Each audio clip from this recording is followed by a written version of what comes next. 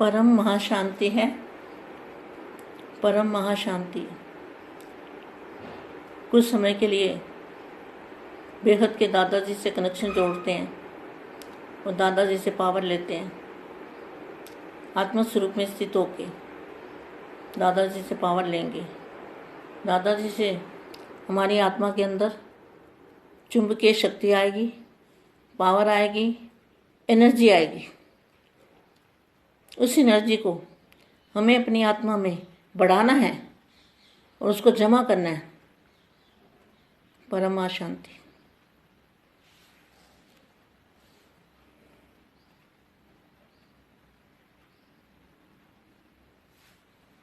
परम शांति।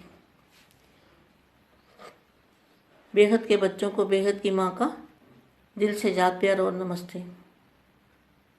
सारे ज्ञान का सार क्या है, ये वाणी पढ़ रही हूँ मैंने आपको कहा था उस दिन भी, वाणियों के अंदर अखुट खजाने हैं। अखुट खजाने वाणियों के अंदर भरे हुए हैं। यथार्थ ज्ञान वाणियों में भरा हुआ है। जितनी बार पढ़ोगे उतनी बार नया मिलेगा। तो ज्ञान, सारे ज्ञान का सार क्या है? जो भी बेहद के बच्चों ने ज्ञान लिया, दादाजी से ज्ञान समझा, उस ज्ञान का सार क्या है? 2 शब्द में बताओ। ज्ञान का सार है आप और बाप। बेहद के दादाजी की पहचान परख शक्ति। तो सारे ज्ञान का सार क्या निकला? सारे ज्ञान का सार क्या निकला? सार है बाप और आप। एक बाप दूसरा ना कोई। ये ज्ञान का सार है।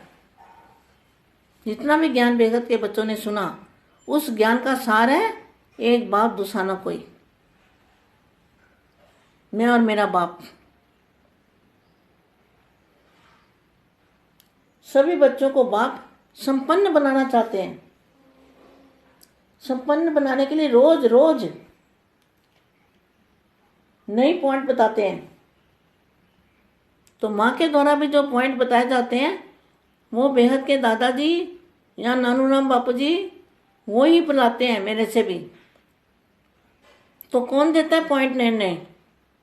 नए पॉइंट बच्चों को संपन्न बनाने के लिए।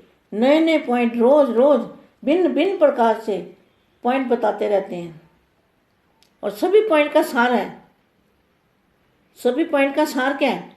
सभी को सार में समाना है। सार है बिंदु स्वरूप। आत्मा क्या है? अति सूक्ष्म, सुई की नोक से भी बराबर, उससे भी छोटी, जो ना इन आंखों से नहीं दिखाई दे सकती। क्यों? आत्मा परम प्रकाश की बनी हुई है बेहद के बच्चों की। देखो, बेहद के बच्चों की परम प्रकाश की आत्मा है। तो यहाँ जो जीव जंतु मच्छर कीड़े मकोड़े होते हैं ना, तो इनके अलग अलग तत्वों से होते हैं। कोई अग्नि तत्व का है, कोई आकाश तत्व का है, कोई वायु का है, कोई मिट्टी का है, कोई वायु में पैदा होते हैं और वायु में ही खत्म होता है, कोई जल तत्व का है, जल में कीड़े मकोड़े होते हैं। तो यहाँ अलग चीज़ है 5 तत्वों में।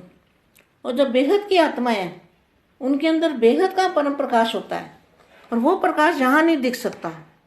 अनुभव हो सकता है लेकिन दिख नहीं सकता। तो सभी पॉइंट का सार है, सभी को सार में समा बिंदु बन जाना है। यह अभ्यास निरंतर चलता रहे।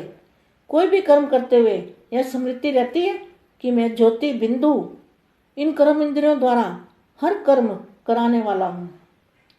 यह पहला पाठ स्वरूप में लाया है क्वेश्चन मार्क। आदि भी यही है और अंत भी यही है। क्या? जब आदि में आत्मा निकली थी तो क्या था?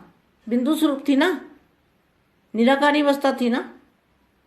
अंत में भी यही स्वरूप है। तो वाणी में क्या बोला है? कोई भी कर्म करते हुए यह स्मृति रहती है कि मैं ज्योति बिंदु इन कर्म इंद्रियों द्वारा यह कर्म कराने वाला हूँ। यह पहला पाठ स्वरूप में लाया है। आदि भी यही पाठ है और अंत में भी यही स्वरूप में स्थित हो जाना है। तो सेकंड का ज्ञान है।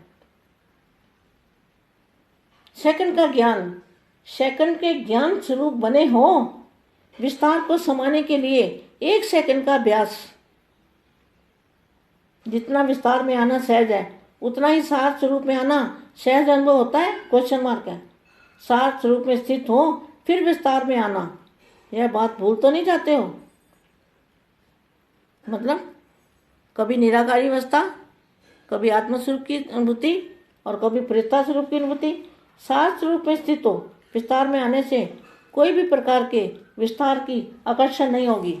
देखो, कोई भी प्रकार की आकर्षण नहीं होगी इन तत्वों की दुनिया में।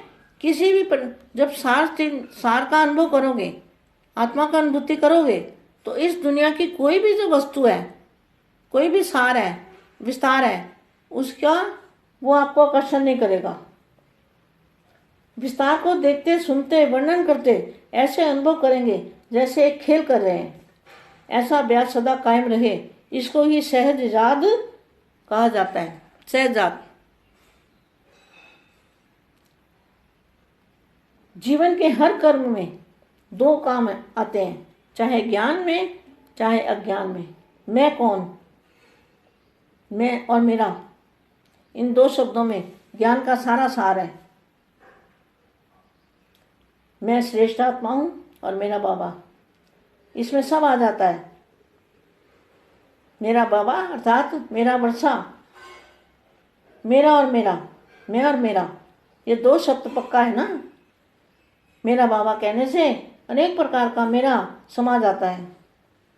तो 2 शब्द स्मृति में लाना मुश्किल है व सहज है।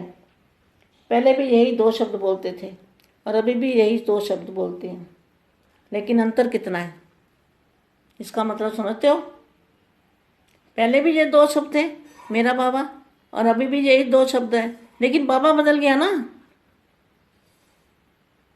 वो लेखराज दादाजी को बोलते थे बाप, निराकार को बोलते थे बाप, शिव को। तो यहाँ क्या है? यहाँ बेहद के बाप के लिए लागू पड़ता है। तो यही मैं और मेरा, यही पहला पाठ। अभी भी 2 शब्द बोलते हैं, लेकिन पहले भी यही 2 शब्द बोलते थे, अभी भी ये 2 शब्द बोलते हैं, लेकिन अंतर कितना है? मैं और मेरा, यही पहला पाठ भूल सकता है क्या? यह तो छोटा सा बच्चा भी याद कर सकता है।